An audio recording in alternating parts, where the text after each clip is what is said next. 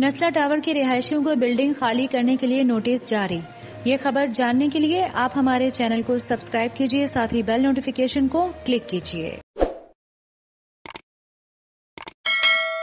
ضلع انتظامیہ نے نسلا ٹاور کے رہائشیوں کو بلڈنگ خالی کرنے کے لیے نوٹس جاری کر دیا ہے۔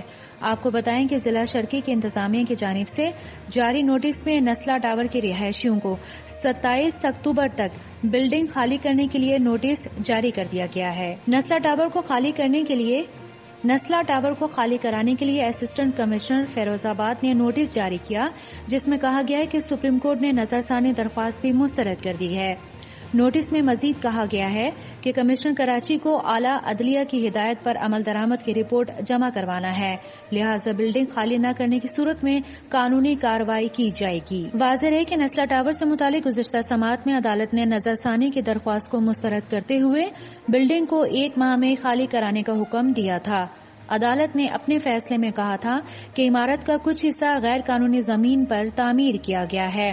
الاٹیز یا مالکان کو حقیقی مالکان کا درجہ نہیں دیا جا سکتا۔ عدالتی حکم میں الاٹیز کے مفادات کا تحفظ بھی کیا گیا ہے۔